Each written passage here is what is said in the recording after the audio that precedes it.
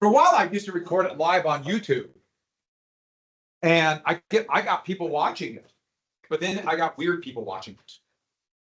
And that's where we decided, yeah, it's kind of a cesspool out there. I don't know if you know it. I just heard about this. Yeah. What did that, what? A civil war.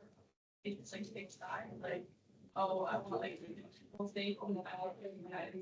Well, Southern states, because Southern states seceded from the Union and formed the Confederacy. And they basically, they're saying that we were always independent states, so we can leave anytime we want. And then the United States, which turned out to be the northern states, said, no, the United States was here first. And so that's who they're fighting. Okay, that's. Yeah.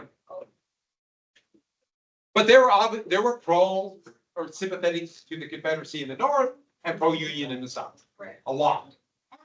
So let's review very quickly. All men are what? According to the Declaration of Independence. But to Jefferson, what kind of men?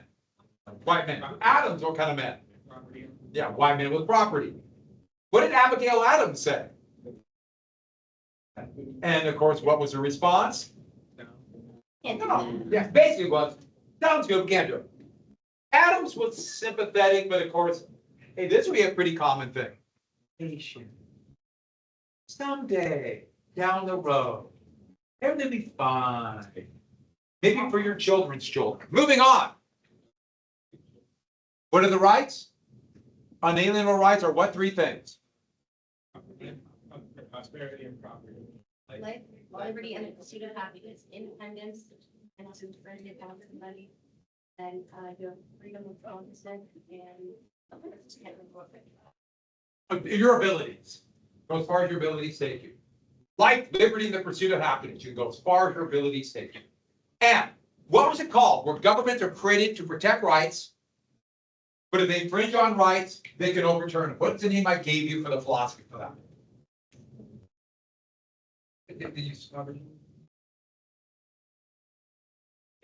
You might have said it's a term for a deal they would make.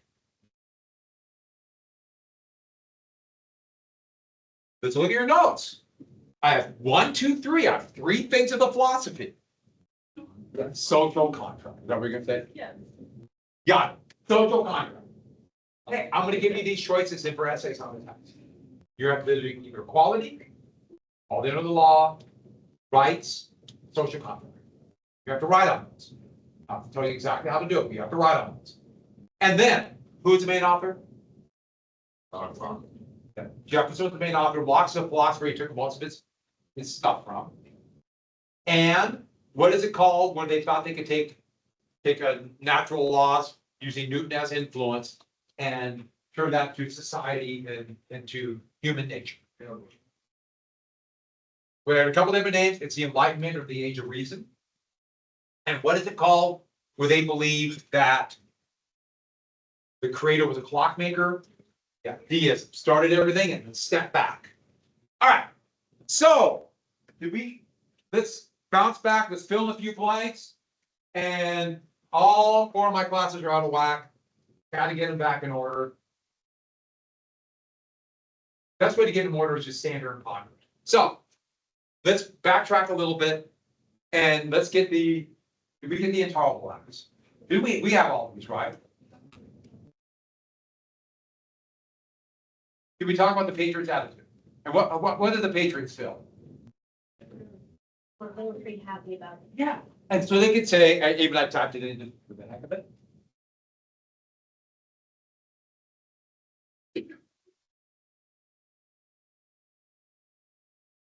Told you so. Look how bad they are. But still, the Patriots were a real minority. But you can imagine there's more and more people that want more separation. Maybe not full leaving the empire, but they want it's called autonomy. Let us govern ourselves. More and more that's happening because of this. And then the British turned around and made another big mistake. So if you look at this map right here, all of this area, they called it the Old Northwest, but they called it Northwest. Here, it was really hard to govern from here because of the mountains. But here's the river. Following the St. Lawrence and the lakes, the British decided it would be easier to govern. I tickled my nose. Sorry, I sneezed. See, I went outside, so let them get sick out there. But I think you guys said, but we are in the school, aren't we? And we're surrounded by all you, well, not us, all those sick people out there. They decided to change the way they govern that area. Remember, that was the whole thing about the proclamation and Ohio River Valley. It's called the Quebec Act. Quebec used to be the capital. What was the old colony there?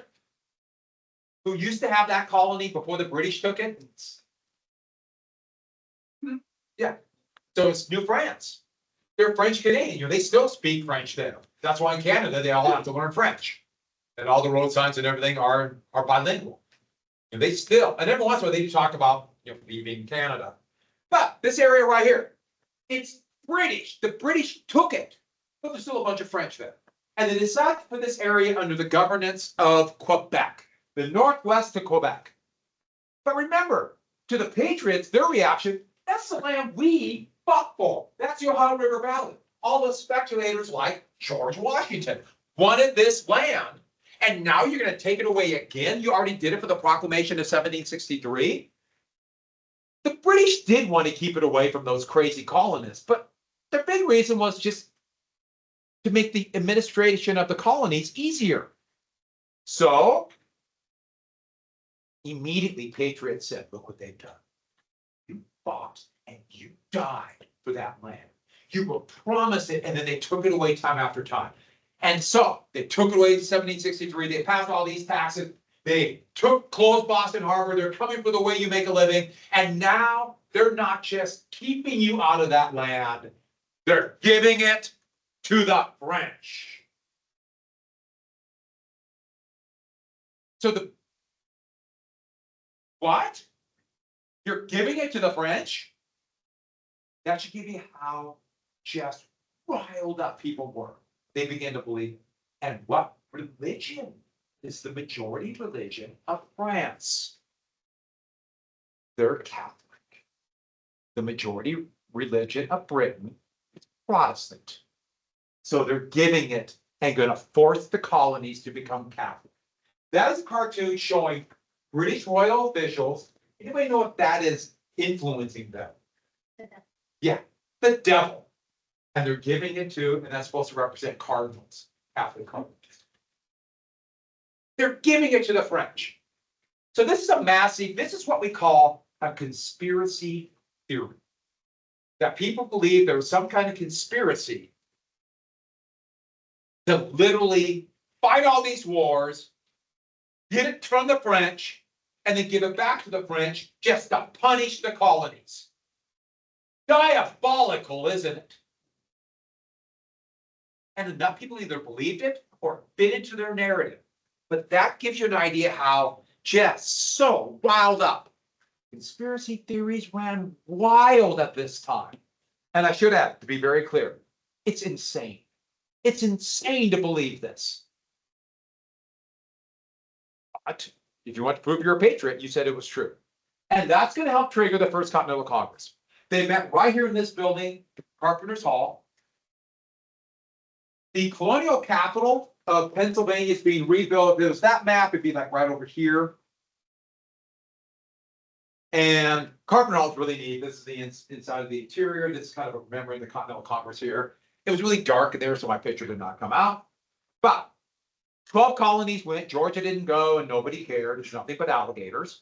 And it wasn't like democratically elected representatives. Some colonial assemblies just sent a few people. Some went, some didn't. But, and they kind of divided up by states, and they packed into this relatively small little room. The Massachusetts Assembly, what's your question? Yeah. You sure? Yeah.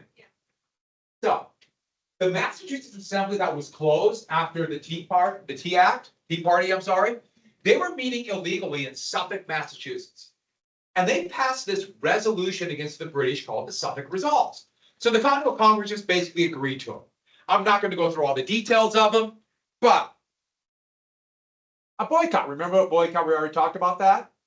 And like-minded people they dubbed the association would spread word about the boycott. Sometimes you might see it called the Continental Association. But organized the Sons of Liberty, passed propaganda, that kind of stuff. And then they reorganized the militia, and especially around, obviously, Boston. Now, they have no real authority, so it's more like recommendations. And then they set up what's called the Declaration of Rights and Grievances, where they said Parliament's to blame, and we are loyal to the king. We have never left the king. In fact, the king must not know how badly we're being treated. I can't even begin to tell you how many times in history this is going to happen, where people will try to make a direct appeal to the king, just assuming the king cares for us and must not know how we're being treated. But of course, no, either the king knew or the king didn't care. So then they went home. And we'll meet again in May 1775. Let's see what's going on in May 1775. So they went home, we'll come back again. So they began to kind of organize the Minutemen around Lexington and Concord. The British started sending out troops to do something about this militia. Most of the time they went home.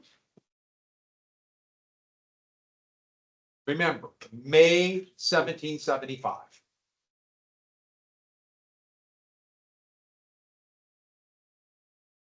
What's the first battle of the Revolutionary War? What two cities? You remember? April, yeah. And that would begin the Revolutionary War. 1775 to 1783, the Revolutionary War. I will explain this painting.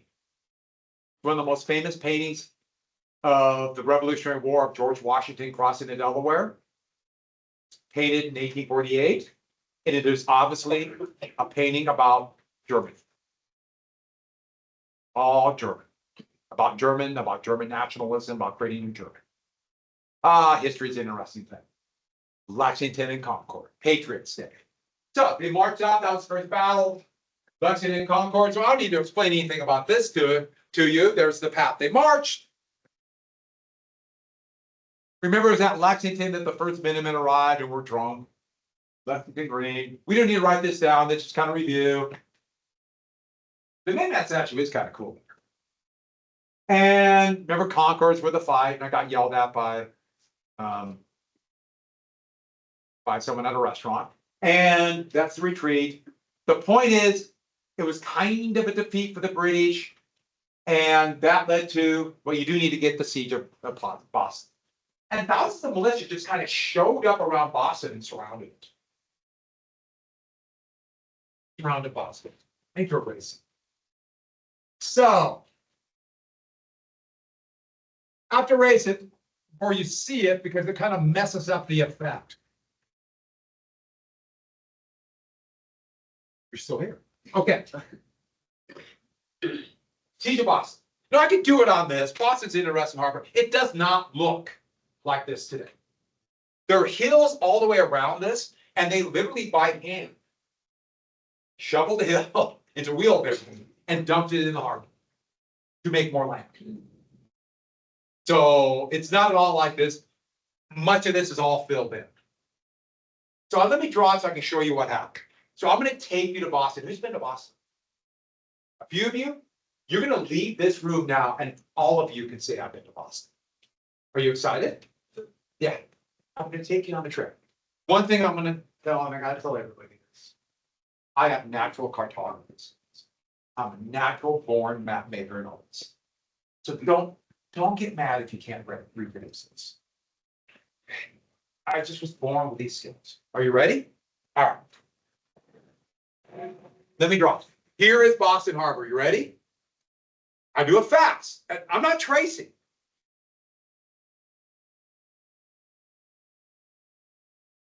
Boston, right? Hold your applause. Here's Boston. Here's Charlestown Peninsula. This is water. How do we know it's water? Here's a ship, right? Ship, right? Another ship. Whale. Here's a walrus. Okay, so, right? You get it now? You can't shake a stick in Boston without hitting walleye. Is that what it is, walleye? Is that plural walrus? It should be, right? Walleye. Walleye. Yeah. So, did I skip something? Did I mention Washington? Did I skip Washington? Do you forgive me? We'll come back to Washington. Before Washington ever got there, just imagine I told you about Washington.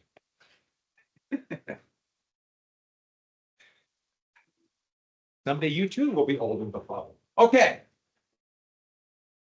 Everybody thought, and this goes on from time immemorial, that when there's a war, all it takes is one big battle. We fight a battle and we will, defeat the enemy so bad or show them how tough we are, they'll just quit. Everybody believed this. One big battle. The British believe this, the colonists believe this in every war. One big battle and they'll just realize how tough we are and go home. Every war. So they believed that in the Civil War, be one quick battle, that both sides thought the other side would quit, and they would all go home. Heck, World War II. Both the Allies and the Axis powers believed that. Heck, Japan attacked Pearl Harbor, which assuming the United States would sue for peace and not fight for the oil in the Dutch East Indies. That's what they had just assumed. Every war. When the United States invaded Iraq in 2003, they literally called it shock and awe. Well, it should show how tough we are, they would just quit. When Russia invaded Ukraine 2 years ago, that's exactly what they thought, a year and a half ago. They just quit. They'll do a quick lightning-like strike and Ukraine would just give up all their land with their resources.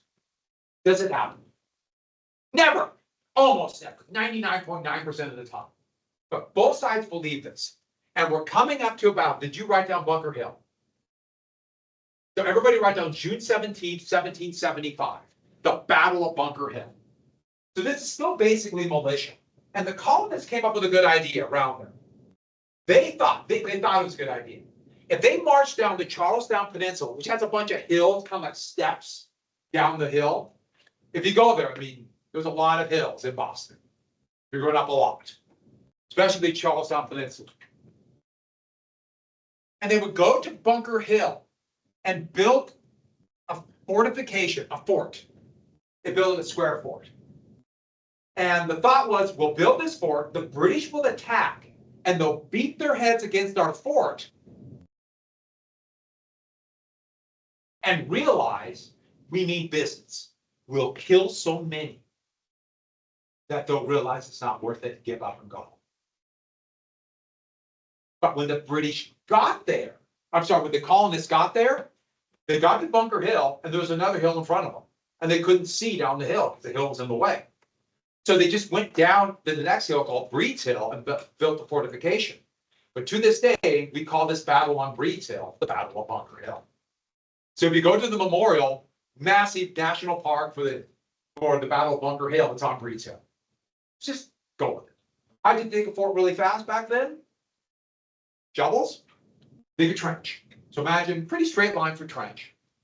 And they would dig about 3 or 4 feet down. They take the dirt and pile it in front of you. So you have a trench and then a mound. And so if you do it right, that mound should be right about here on most peaks. And so you feel relatively protected and fire over. They call this a breastworks. And the thing is, militia aren't experienced soldiers. Remember I told you how harsh the discipline was in the British Army? The plan was, for fighting at that time, to line up shoulder to shoulder, about arms width apart. The weapons are so inaccurate, you kind of have to all fire together, so hopefully you hit something. March to about 50 yards and start firing. And that means you can't have your men waver because they're firing back. Well, militia doesn't have that discipline. If someone's firing at my face, what is my natural reaction? Yeah, get out of there. And they assume the militia would run. But if they're behind that mound, they might stay in front. They have so little ammunition with the colonists, and they basically had fired the weapons, and they had so little ammunition. Israel Putnam gave them the command. Some of you might have heard, wait until they get close. He said, don't fire until, you ever see the whites of their eyes? You ever heard that? That's Bunker Hill. How close is that? 20, 30 yards at the most? That's close. So, the British saw them build a fort. And General Gage decided, let's destroy it. If we destroy it, we will knock them out. They'll realize they can't resist and quit. So both sides stopped one big battle. So the British sent half of their force in Boston, 1,500 men against 1,000 colonists. And their plan was to march up to 40 paces up the hill. So basically in straight lines, 40 paces, fire twice. Now these are muzzle loaders, so it takes about 30 seconds to load each time. Fire, load, fire, fixed bayonets. Or so humiliate them by running you in the wall. So they got to 40 paces. They fired twice, but the colonists just hid behind the mountains. And then they started marching in a fast march towards them. And all the colonists stood up. We're talking nearly 500 muskets at the same time opened fire and just cut them down in the woods. The British retreated. They came back again. The same thing happened. Came back again 3 times. But by then the colonists had run out of ammunition. And so they retreated. The British lost a third of their men. They took the position. Technically they won, but they lost a third of their men. Meaning, sometimes it might be called a Pyrrhic victory. They won, but they lost so much they can't fight again. We get the point there? 3 more battles, they're done. If the British, so it proved that the British can't drive them out of Boston. Now, it didn't win it for the colonists. They had to retreat. But this war might be a long, they might last a year. No one dreamed 8 years. Nobody. So, let's go back. Bunker Hill. While that's happening, I say Washington hometown. George Washington, back at the Continental Congress. I can't believe I forgot this. Did I just go so fast I went right through it? Oh. So the siege of Boston's going on. While that's going on, the Continental Congress is meeting. The amazing thing is, while Bunker Hill happened, the Continental Congress was meeting now at the brand new colonial capital of Pennsylvania. We call that Independence Hall. This is another one. If you get a chance, go. Independence Hall is awesome. You have to get a tour, walking through a tour, or walking tour through it. It's got all these great things around it. I really like it. I know you're saying you like that stuff. It's really cool if you get a chance. The problem is if you go, during tourist season, you're surrounded by all these people. I get it, but if you get a chance, and they met, and they all had to take their portrait of each one of the members of the Continental Congress. So this is one of the many portraits that were taken. Okay, I saw this picture. I did not want to be alone in seeing this picture. Now, all of us can see somebody on purpose got this portrait of them. And they like the cat. And let's ask the question that deserves to be asked. What is that cat looking at? What does that cat know? Is that cat a revolutionary? Moving on. The Second Continental Congress. So May 1775. So as the siege of Boston is going on, this time Georgia came, yay! All 13 colonies. Now, they all voted in a block. So even if Pennsylvania sent 10 representatives, all 10 of them, they would vote for Pennsylvania. So Pennsylvania got 1 vote. They would vote, and then whatever the majority of Pennsylvania would get their 1 vote.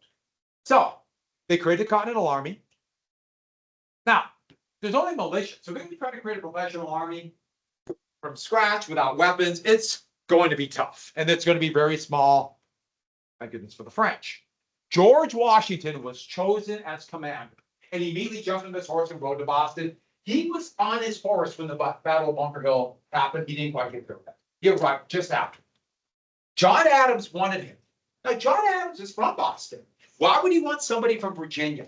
It was not because George Washington was an experienced commander. It was not because George Washington had a cool blue uniform, which he wore to the Continental Convention to try to lobby for the position. It's not because George Washington was taller than most people. Yes, he kind of did this, or that he had unusually bad teeth, that they're all about ready to be pulled out. He had false teeth. What were they made of? slaves. They would yank out the teeth of slaves. One of these, so many, just another one of the many things about slavery. But back to this. Here's what you have to get down. George Washington, Adams wanted him to get Virginia in the fight. You got that? To get Virginia in the fight. He knew, and he's correct.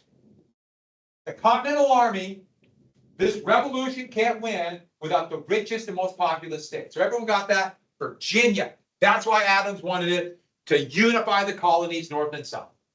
And he is a plantation owner who were wavering. They not a lot. There were some patriots, but most weren't. Washington was a patriot. Slavers, and that was important. So he rode north, and then they issued a Declaration of Resolves, basically the causes for why they're doing it. These are how our rights are being infringed. And then they sent what's called the Olive Branch Petition, which is from the Torah, or starts with Judaism, but it would be the Old Testament of the Christian Bible, but it's also the Quran, called the Olive Branch Petition. You might have heard of the Olive Branch Petition. It means peace, but does anybody know what it's from those three holy books? Yeah.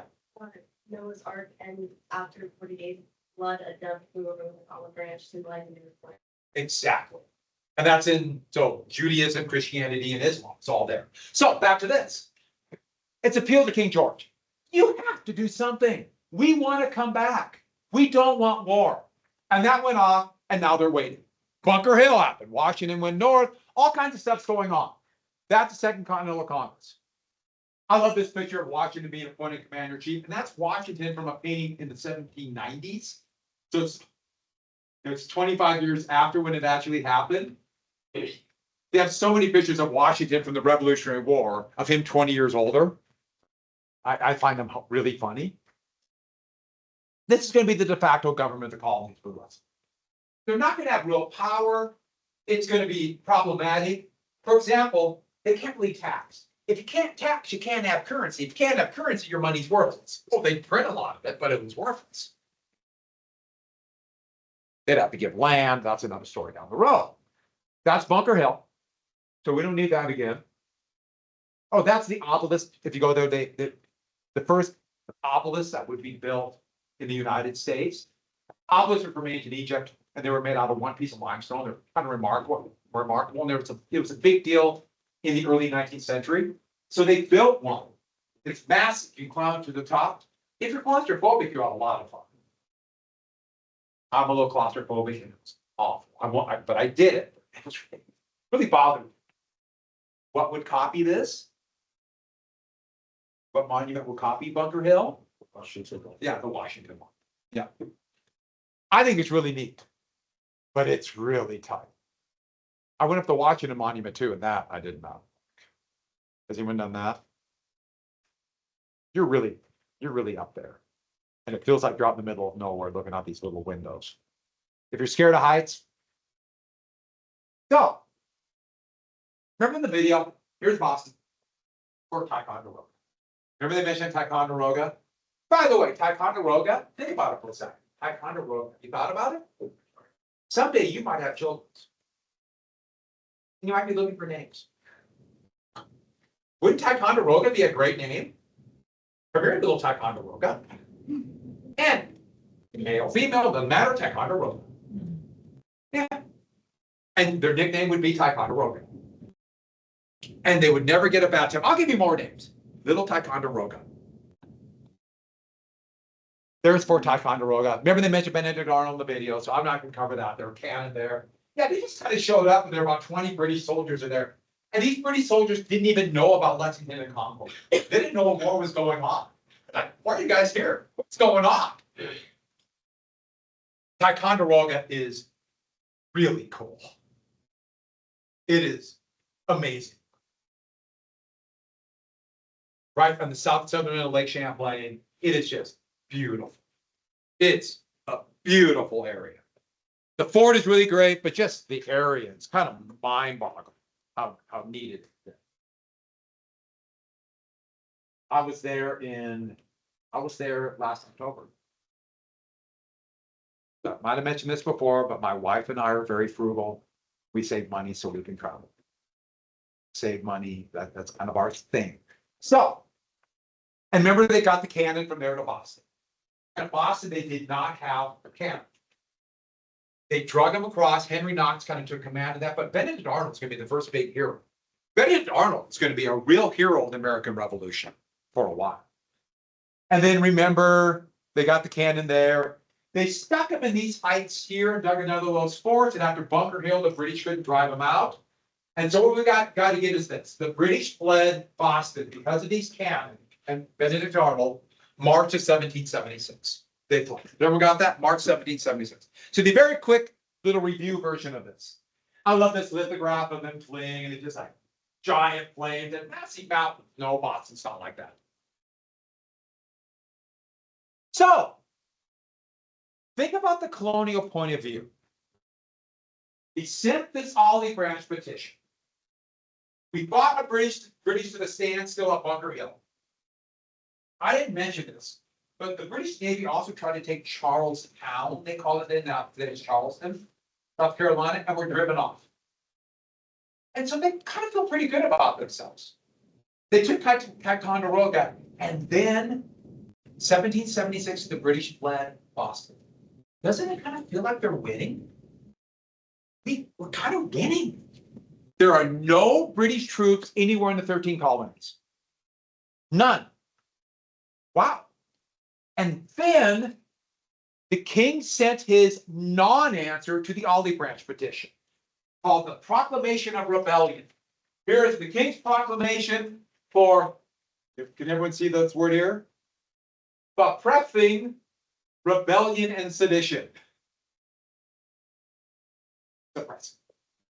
Once again, I have no idea how they came up with the S's like that. And what they said is this.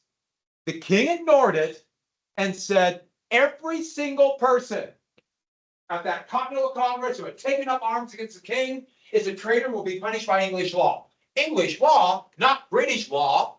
English law implies old medieval law. And how were traitors treated in medieval law? Tortured to death. And the torture is very specific. It might involve hanging someone almost to death. So you kind of pull them up just so their toes are off the ground, so they keep kind of passing out, waiting out, passing out, waiting out. And then they're put on a rack. Anybody know what a rack is? Yeah, stretchy thing. So they make them a little taller. So imagine a long rack, and one end is kind of a crank. And they attach their feet on one end, and they lay them with their arms tied to this crank, and they turn the crank. So it slowly stretches. The pain, I guess, is unreal, because it will slowly separate the shoulder sockets, slowly pop each spine apart. And they can make that last for months if they want to. Then the disemboweling begins. What is disemboweling? And then pull the intestines. Now they might do that, like pull it out like a rope. They might they would nail the intestines down so that pull the body away. Then, after letting you sit like that on the rack with your intestines out, and you can live like that for a couple days. Then the drawing and quartering. What's drawing and quartering? A couple different ways. The most basic one, on the ground, imagine someone like spread eagle, staked like this, 4 men, 4 axes. Or, like this on the ground, 4 horses, 4 ropes, slowly being pulled away. Or they get sapling pines and trees, and they would bend them down and tie them down, and then tie a limb to each sapling pine, and then cut them. So, do you get the point of this? Then they cut their head off, and they put their head on the pike in front of the city and says, thus unto tyrants. So they're going to torture them to death. And they said English law very carefully, so they understood this is a long torture. Now, is the king really threatening to disembowel hundreds of people, if not thousands? Not really. This is a threat. The problem is when you make a threat like that, think about it for a second. What are our choices now? If we come back, we're gonna be disemboweled.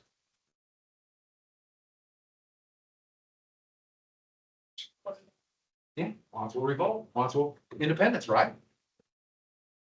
Once we'll do it. And then the royal governor of Virginia, Lord Dunmore, he had a big plot of land in Ireland, and there he is with the long shirts from Ireland. Are you charging your phone? Okay. Put it away though, but yeah. Put it, always, just put it in your mouth. Okay. So, there's Virginia militia, he tried to disarm. Disarm! Give up your weapons. They refused. So he made a threat. All right. If you don't disarm, he sent out this proclamation that slaves will be freed if they fight for the crown. You don't want to disarm? We'll free the slaves. And this will turn into a tidal wave. Now, Dunmore really wasn't somebody who cared about slavery. He was not opposed to slavery per se, but he knew this would infuriate the slaveholders. And that's be the last straw. The last straw. Lord Dunmore doing it. This would be British policy in this war and the War of 1812. Thus inciting a slave rebellion. So, while they're doing this, they're meeting back in Independence Hall. If you go to Independence Hall and go, you can stand the little barriers, so you take a picture over it. That's Ben Franklin sat there. But, little barrier, you can look at this, the room, it could fit in this room. It is tiny, where all the members of the Continental Congress met. And I'm trying to imagine when it started getting hot in this little room, and they're all wearing these wool overcoats, even when it's hot, because that was the style. Whew, that's been kind of fragrant in there. But moving on, when I was there the last time, you can imagine now every elementary school that's going to be a place for field trips, which would actually be kind of cool. We could go to Independence Hall and no idea we were there. We finally got our time to go for our tour, and there were 2 elementary classrooms already in there. So I did all these little kids right around. There were about 60 little kids right here. 2nd or 3rd grade. If you've been around 2nd or 3rd grade, they're all like this tall. They come at you in waves. And the teachers and their aide were working so hard. They're like, little kids, and they're all excited. And I got to know one little boy. Not because I would talk to the one little boy, but because I heard the aides and the teachers yelling his name over and over and over and over again. Jeremy, get back here. Jeremy, oh, Jeremy, what are you doing? Jeremy, don't climb on that. Jeremy. I would hate. I'm not standing by the table. Jeremy's like running in front of me and using me to hide from the teacher. That's a Jeremy you got. Yeah. And so I took care of Jeremy. No, but I never just Jeremy. Yeah. Now Jeremy's in jail. No.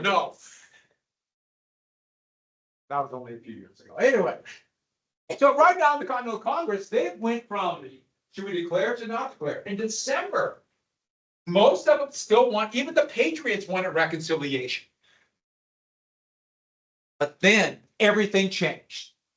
The British have fled. We won, they're thinking. Next. Don't forget all that land. The speculators saying, if we don't declare independence, after what has happened, we'll never get that land now. So there's an element of wealth there. And then, of course, the slavers. Upset about Lord Dunmore. And then, we're all dead men. Wadsworth sign it. In May of 1776, even then, it wouldn't have passed. But by July, it passed. Henry Lee would make a resolution. They tried a couple different times. Failed. Vote again, fail. All kinds of shenanigans happened about like the Pennsylvania representation. It's kind of an amazing story of all these little behind the scenes things. And then one of the greatest pamphlets ever in American history promoting independence came out at this time. Are you ready for it? Thomas Paine and Common Sense. And this helped push regular people to rebel. Common Sense. And Paine was an Englishman, came to the colonies, very radical, believed in equal rights for all. All. He was against slavery, men and women. So really on the fringe, which seems so weird, the idea if you want like equal rights, at least to me personally, and that was the fringe, but he asked a very simple question. Why should we follow the king? What gives the king power? Divine right? No, luck of birth. Just because the king happened to be born to the previous king or the current king, we have this prince and they become king, why should we follow them? They have done nothing but be born. What makes them better than us? In fact, usually they're inbred fools and they're worse than us. Why should we follow them? The only government we should have should be a representative body of the people, aka a republic. And this pushed regular people. And it wasn't written like the Declaration of Independence. It was written very much in the vernacular, colloquial language that people understood. We read the Declaration of Independence, and there are a few sentences in there that are like, ugh. And I had people volunteer to read it, and I'm sorry for a few of those sentences. But this is what we call populist. So it's kind of a grassroots, regular people. This term is misused all the time now, but this helped encourage. In fact, people started to surround Independence Hall, we call it today, demanding independence. And that pushed the people inside. We don't want to be tarred and feathered. We better vote for this. So Henry Lee made another resolution for independence. And it passed 12 states to 1. Don't worry about the other ones. And independence was declared. And everybody went home. What is our Independence Day? Independence Day, July 2nd, 1776. The Continental Congress declared independence, and most of the representatives went home. Independence Day, a date that John Adams said will be celebrated for all eternity. January 2nd, 1776. The only problem was this. Oh, and then when word finally got to New York, they toppled the statue of King George III. Big deal. Statues kind of represent, they put the statue up to show he's in charge. So they toppled him. That's why you see a lot of old statues with their noses broken. When you push a statue over, what hits first? It's the nose. So you can always tell when there's been a revolution when you see a bunch of noseless kings. So, but the Declaration of Independence itself wasn't ready. They were scrambling to get it written, but it wasn't ready. It would not be ready until July. Ironically, nobody was there. Nobody was there except for John Hancock, who was kind of we'd say the speaker, they called it the president, guy who beat the gavel and started the meeting. He was still there. He was the only one to sign it at first. And he signed it big, John Hancock, because he said, supposedly, and it's a great statement, if I'm signing my death warrant, I want them to be able to read my name. Good comment. When everything fell apart in the next few months, they passed it around to other members and got them to sign it. You signed up for this. And that's when they signed up later.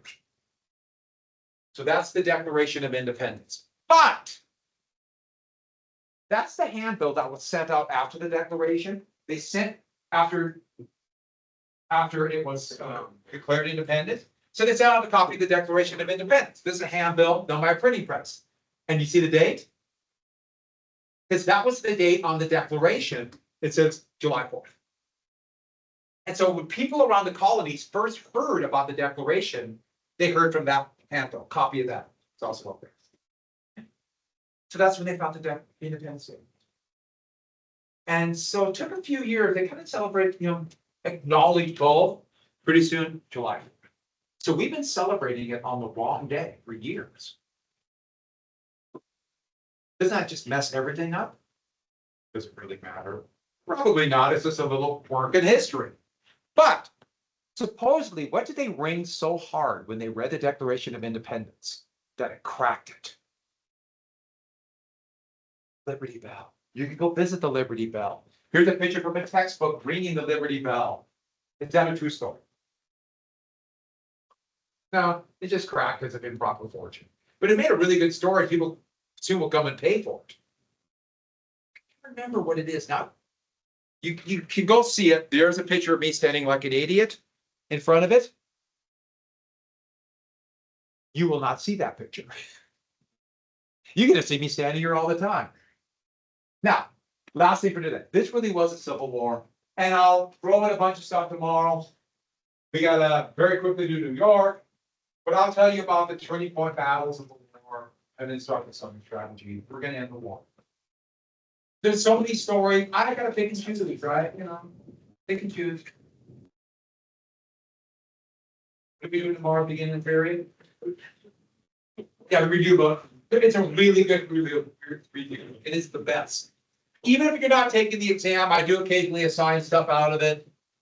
And it does have just good little background information. So it's really good. So something you just take home and hold on to. You can use on your own. It's the best. Like review books before the exam or It does give you little summaries of each era, but it is supposed to be designed to help you with the APUSH. And a couple of the things they've changed for the exam, but I'll tell you what it is, so it won't be that big. Don't change. Most of the things are exactly the same.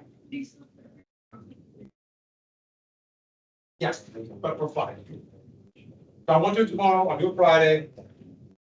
And if we do a quiz on Friday, it'll be like another quick little 8 question. Very, very basic. But the big test with 24 multiple choice and short essays will be on Tuesday, Wednesday, and Thursday.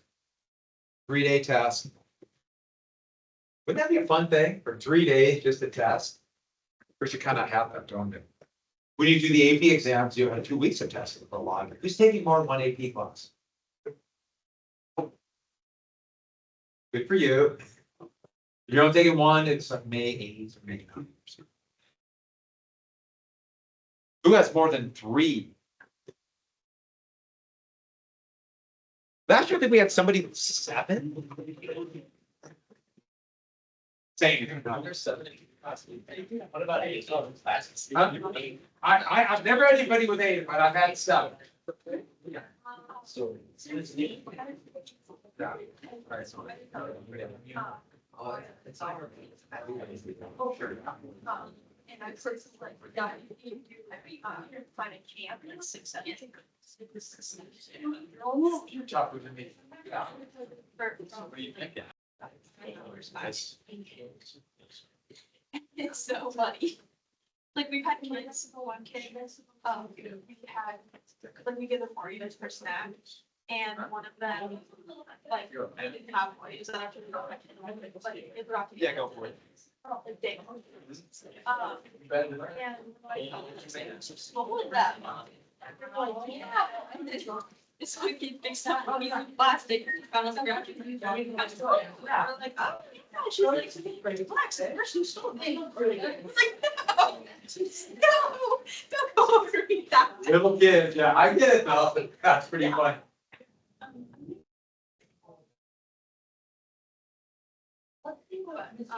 I'll compare me. All that or read it? No, good. Okay, go. So I didn't know when they're starting. You will, which one do we get back? We can do it Friday before you go. Okay, well, I can do Monday next week. Oh, you can Monday, let's try to get it Monday. You can do it. Give me the mention time. That's all. Just remind me and we'll get it done then. Monday's perfect. I'm just worried, we can do it after, but the longer we wait, the harder. That's exactly that. Which cat's name? Good neighbor cat. That's, I like it though. Oh, thank you. You missed. I'm filling a couple of lines, but I want to make sure you got the main ones. Oh, you guys would have put. JD, we did not plug it in the cook, so. It's Like five. Maybe we're driving to Vegas. I haven't won at least.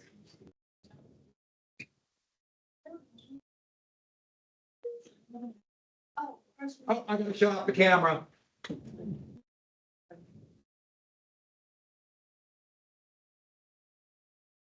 I'm looking